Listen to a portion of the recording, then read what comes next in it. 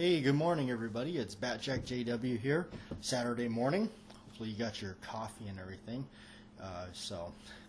Last time we met, we talked about what's it worth, how much, and how much. Something I wish I would have. There's some pointers that I've pointed out in there that I would have liked to have learned early on. But we all got to start somewhere, right? And one of those pointers is, something's only worth what somebody's willing to pay you. Now, as a buyer, pulling the walk away is probably one of the most valuable tools, because the person is in need of the money, usually, hopefully. That's why they're putting the item up for sale anyhow. And this isn't just with the stuff I was collecting. This is with everything. Pulling the walk away, is a lot of times the best move, really, because then it could cause the person. And I've had this happen where I pulled the walk away, and I was, contacted back through the phone and said, "Okay, all right, I'll meet you in the middle. You were at this number, I was at this number. How about this number?" And you could either take it or leave it. So some of the times, and that was one of the occasions where I took the deal, because it was something I wanted. But there you go. I mean, it proves that you got somebody interested in an item. You never know. You don't know how long that person's had it. What if they've had it for a while and they're trying to get rid of it and nobody's biting, and you're the only person that come about. So that's the thing you don't know. So you have to sometimes gamble that chance yourself. But I'm going to go ahead and let's go ahead and read through some of the comments here that we got on that video or that chat. And we got one here that says, "Oh well." Edward Petty says, "A gun is worth what someone's willing to pay." Great talk, Batjack. Thank you, Edward. I appreciate you coming in and tuning into these chats that we do and the radio show. Evie Saint says, "Hey, JW, you're right. If the cash gets in their hands, you generally have made the deal." Yeah, I've learned that if you put the cash in their hands, there's a good chance that the deal is done. Somebody doesn't want to hand you back the money. It's generally, once they got it in their hand, they don't want to exactly hand it back to you. Although I've had that happen. I really have. In gun shows. I've had good luck and bad luck. Mostly bad luck at gun shows. Walking away empty-handed, or just walking away with nothing. But no, the ones I would say the ones that they counted, the ones that I really wanted, like when I bought that Smith Model 19, the snubby, I handed that guy cash in his hand, and he wound up taking it. Here we got Joe P. Good morning, Joe. How are you? Hopefully you got your coffee and everything, and you tune in. And we got Rusty Allen here. He says, "Good talk." Rusty Allen is actually looks like you. I haven't seen much comments from you until recently, but then again, I haven't been on the other channel much. But it's good to see you. I think you're a new subscriber here to the JW Radio Show. I appreciate it. And so let's go back over to our other one that we did, JW's Radio episode 148, which has made its way across to here. Those of you that are have subscribed here to this channel and away from the other one, the main channel, thank you. We're up to 220 something subscribers here, which is pretty cool. And we got so this is for episode 148. And if you guys are wondering why that carried over, what's new subscribers going, wait a minute, 148, am I missing something? Yes, a lot of these I've actually changed over to do the radio shows here. Not saying that something won't pop up in the other one, but I'm mainly trying to keep them on here now. So Evie Saint here, he says, "Here's the Batjack JW Mount Rushmore of guns by E.B. Saint. Okay, here we go. We have the Smith & Wesson Model 29. Yep, I would say, yeah. The Smith & Wesson Model 10, or pre-Model 10, yeah. The Rooster Shooter 45 Colt, yeah, 1911 A1. Well, I must say, we got to give a round of applause to E.B. Saint for that one. I would have to say that would be it right there. And he also adds, I remember seeing Mark Dacascos in a couple episodes of Stargate Atlantis, fighting with Jason Momoa. Interesting. I remember I've never been into the sci-fi too much of movies and especially TV shows, but I did watch a lot of Sequest with Roy Scheider, mainly because of Roy Scheider, big Roy Scheider fan. And that's why also I have a pretty cool poster on the wall that Joe sent me of Roy Scheider from Jaws 2. And here we go. We have one from Joe P. Good morning, JW. I finally saw a Rooster Shooter in person last year at a gun store in Oxnard. My immediate reaction was how much better looking yours was than the new version. I appreciate that. When I first got mine, as I talked about it, I was not happy with it. I thought I just looked at the finish and I said, that's just kind of cheesy. Mainly because I would handle it and then it would just rust. It really did. It would just start rusting. And I could be just because of living in Hawaii and the salt in the air and humidity.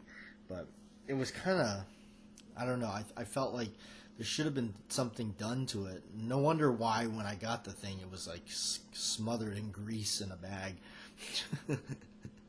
But yeah, so we all know the story on that. Arizona Ghost Riders, my buddy there, Santee, says good stuff, Pard. And Led 8541, great episode, Batjack. Smash the thumbs up button. Thank you, Led. Appreciate that. And the funny thing was, in the Arizona Ghost Riders, which I'll do a shoot on that one, as we did with the Hats episode. The one we did where the skit was, he was trying to take an old-timey type photograph of me, and I had come up with this idea to have the chewing tobacco plug in my mouth and, just having to, spitting the tobacco out and just like, not standing still for the photo and all that. And then of course, the classic take from, you may remember a scene in Trains, Planes, and Automobiles where Steve Martin, they're going to get this car ride or something, and of course the cliche type guy, with the checkered vest or whatever, he comes out, he spits this big old horrible looking chew and then wipes his hand across his mouth and shakes Steve Martin's hand. So, believe it or not, this is funny. Funny true story. That actually happened to me.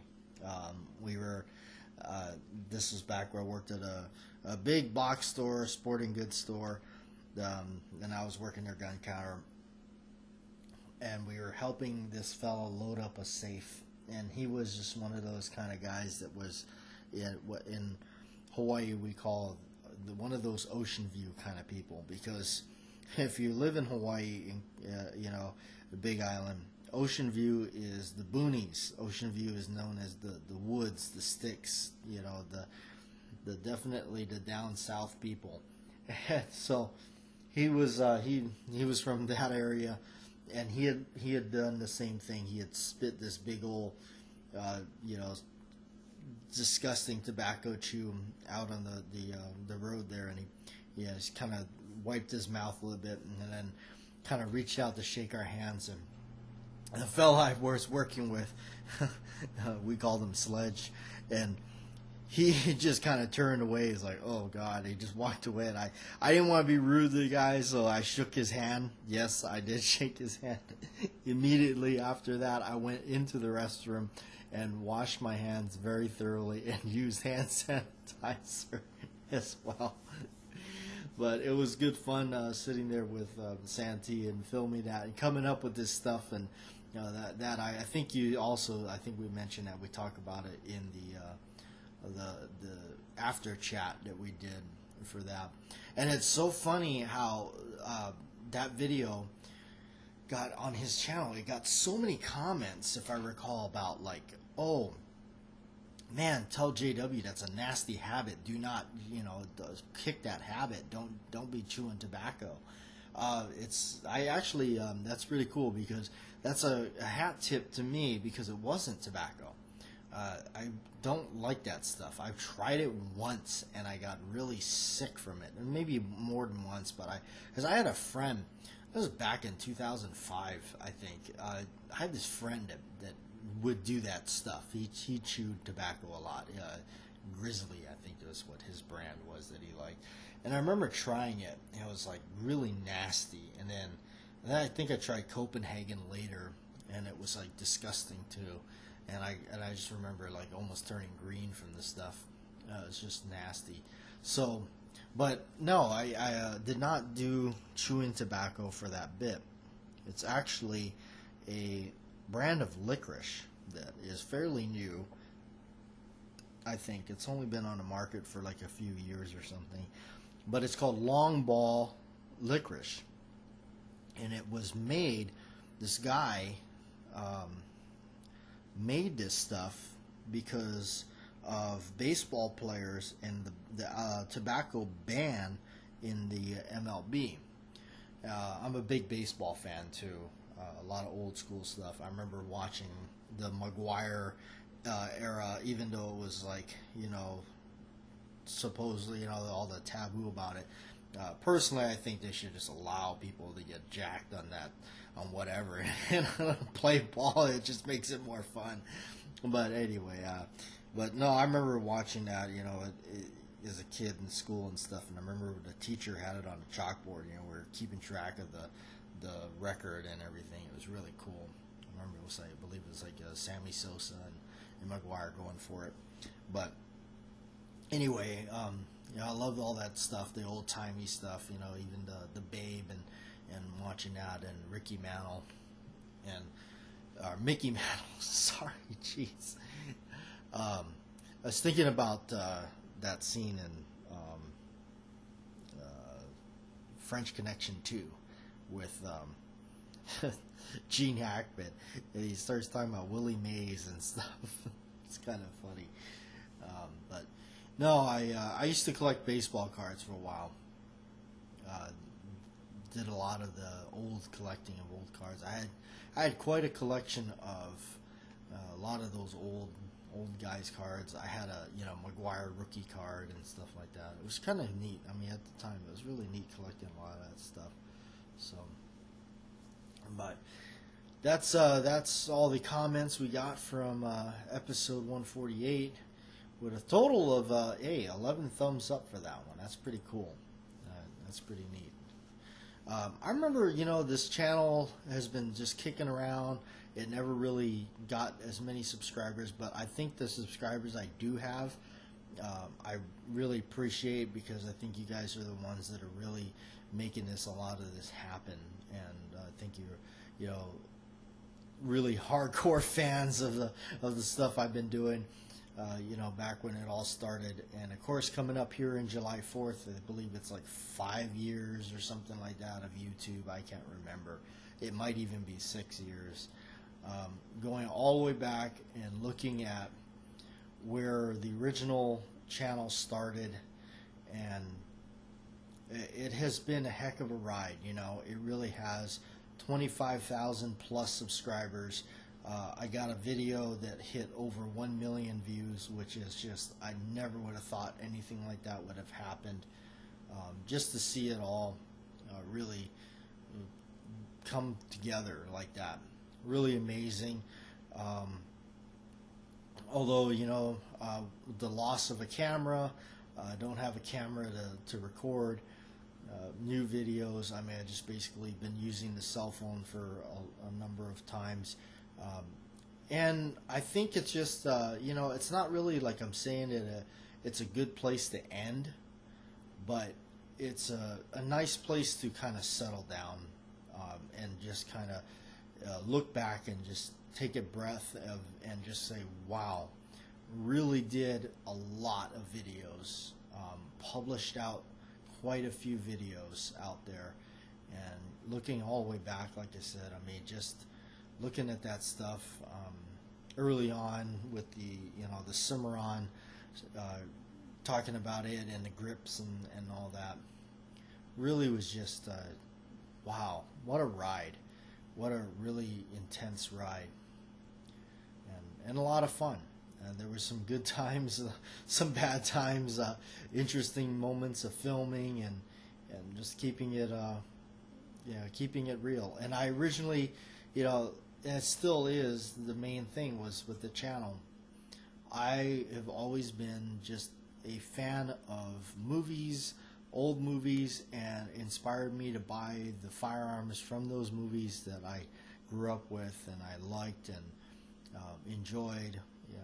Dirty Harry, John Wayne, and all those Clint Eastwood and Die Hard and all that kind of movies, and inspired me to buy the firearms and get into it, and then just have the like and the intrigue for older stuff, and really don't, not really into the other the other aspect of it. I mean, but then again, I mean, heck, you can go on there and find anybody's channel, firearms channel. They're pretty much, it's like, you got your AR-15s and all the modern stuff, which is nothing wrong with that, but it's not my cup of tea.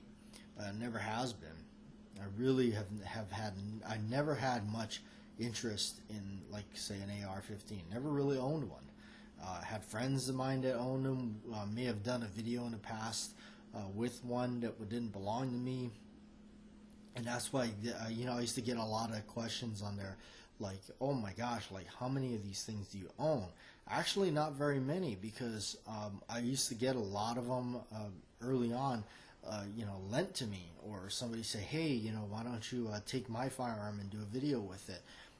Or I was working in in my shop, and there was inventory there. There was stuff that I could film there.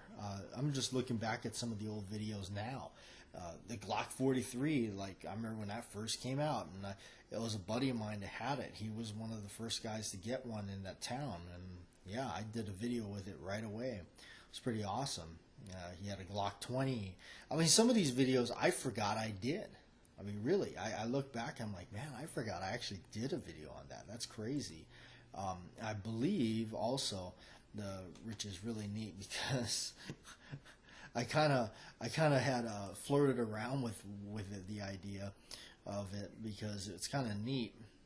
There's that full size, what is it? I think it's called a Glock 41, and it's kind of neat. I'd like to shoot one, because it's like the same size as a 1911, only it's in 45. Yeah, I actually did a video on that.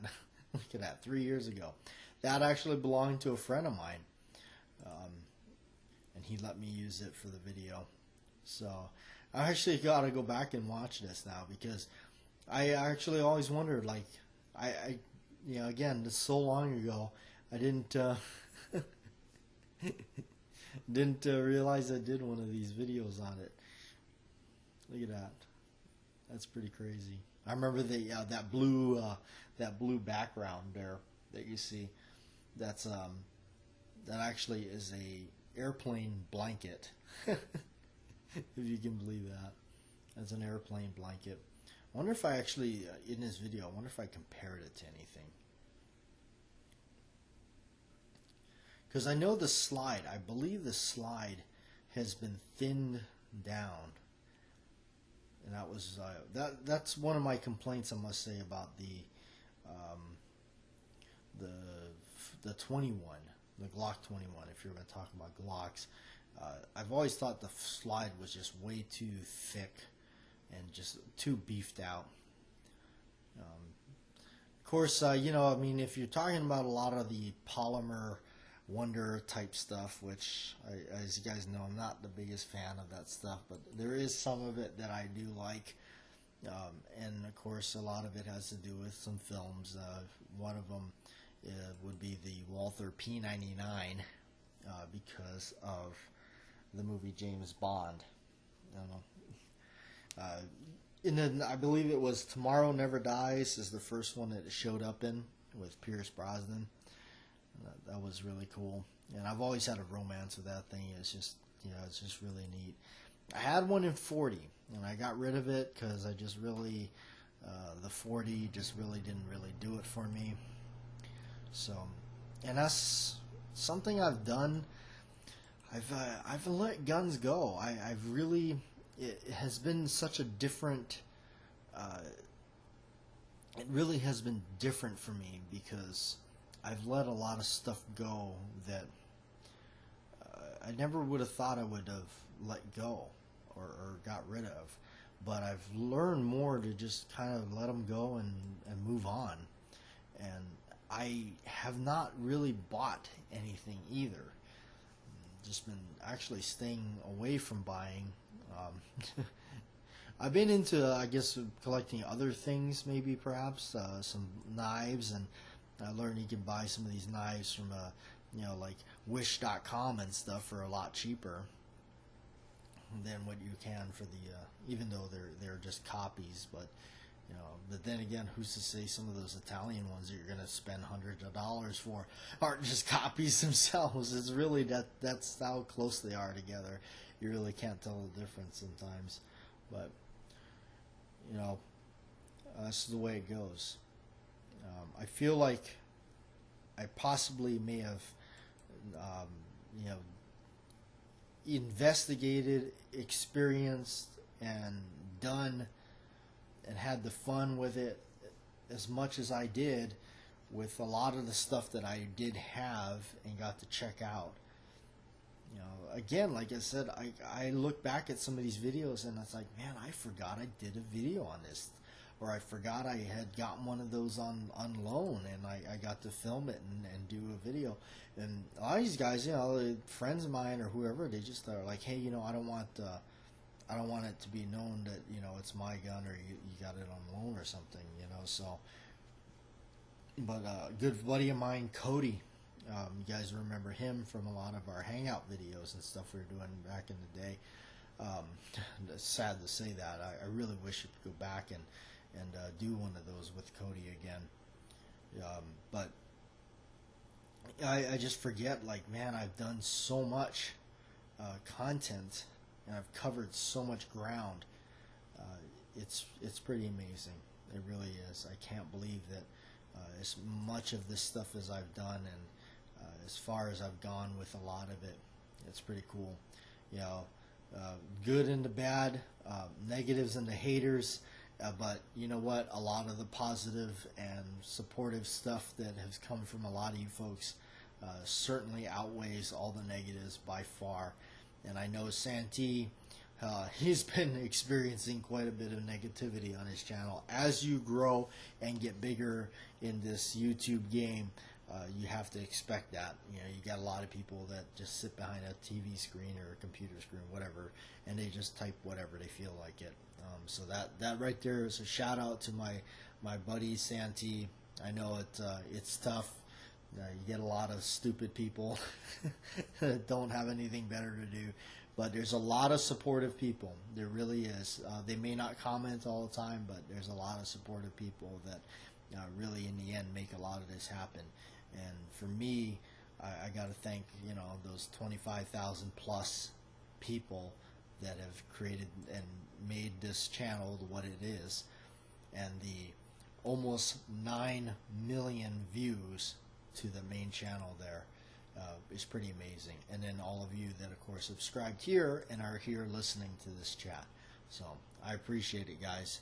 Thank you so much for supporting me throughout all these years on YouTube and really making something for me happen that really was just a small little notion that I had, and it blossomed into something that I really didn't think would happen, and racked up quite a bit of views over the past years. So for that, I thank all of you. Thank you for making that happen.